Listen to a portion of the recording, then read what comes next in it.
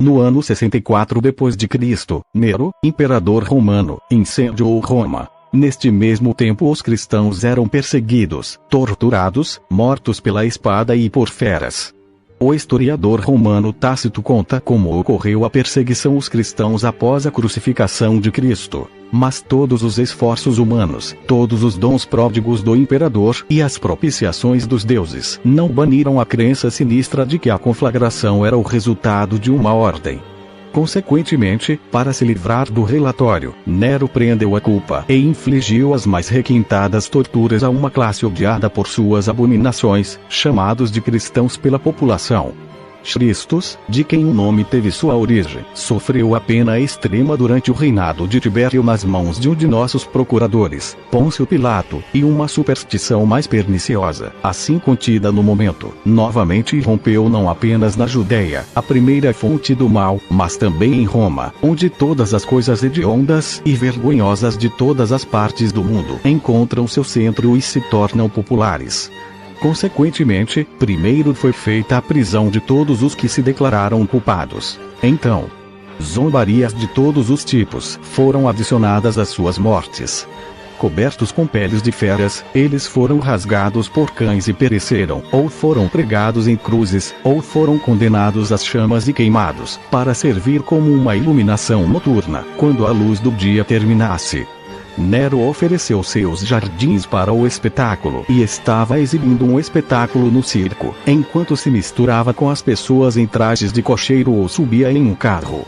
Portanto, mesmo para criminosos que mereciam punições extremas e exemplares, surgiu um sentimento de compaixão, pois não era, ao que parecia, para o bem público, mas para saciar a crueldade de um homem, que eles estavam sendo destruídos. Como Nero e Tácito foram contemporâneos ao apóstolo Paulo, onde na mesma Roma Paulo pregou e escreveu sua carta aos romanos. Paulo também foi preso em Roma, e no ano 67, 3 anos depois do incêndio, Paulo possivelmente foi morto decapitado. Estudos anteriores do paradigma de Nero Anticristo tenderam a focar se Nero é ou não uma figura plausível do Anticristo, observando as características do Anticristo e decidindo se um Nero que conhecemos da historiografia clássica se encaixa ou não no papel.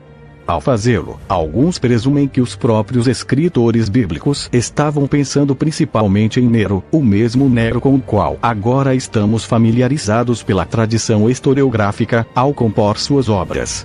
Fica inexplorada a possibilidade de Nero ter sido fase de recepção de textos bíblicos no final da Antiguidade e não programado nos próprios textos. Este capítulo investiga o problema de saber se o Nero histórico está na Bíblia. Nos estudos do Novo Testamento, Nero continuou a fazer parte da estrutura interpretativa para a compreensão do Anticristo. Nero foi o imperador romano a quem Paulo apelou ao retornar a Jerusalém após sua terceira viagem missionária. Embora não seja mencionado pelo nome na Bíblia, os registros seculares, e talvez o livro do Apocalipse, o identificam como um homem implacável que começou a perseguir os cristãos. Ele começou a governar em 54 d.C. e governou até 68. Acredita-se que ele tenha matado Paulo e Pedro em Roma. Ele foi o quinto e último imperador da dinastia que começou com Augusto em 27 a.C.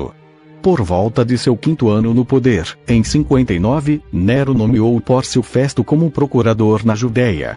Paulo foi mantido na prisão por 2 anos por seu antecessor Antônio Félix da administração de Cláudios. Quando Paulo estava no tribunal romano acusado de crimes contra os judeus, Festo tentou mandá-lo a Jerusalém para ser julgado em tribunais religiosos. No entanto, Paulo insistiu em ser julgado pelo próprio imperador.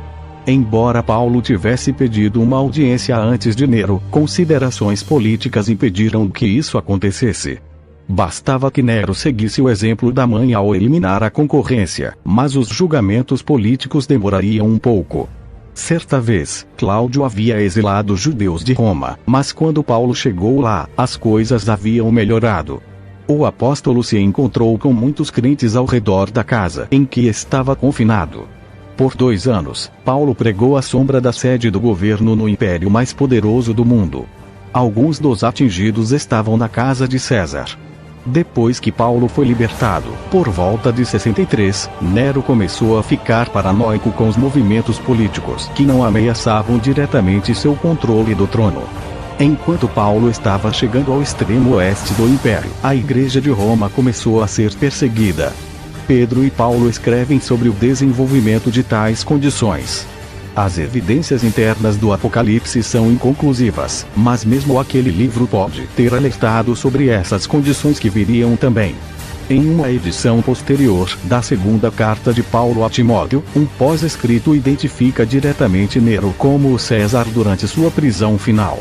Em 67, quando os judeus se revoltaram, Nero enviou Vespasiano à Judéia para reprimir a rebelião. Nero morreu jovem, matando-se aos 30 anos, em 68. Nero parecia ser o homem do pecado sobre o qual Paulo havia pregado. Os martírios dos maiores pilares da fé, Pedro e Paulo, em suas mãos certamente foram atos de um anticristo. Muitas pessoas nos séculos seguintes consideraram Nero o modelo para o vindouro anticristo.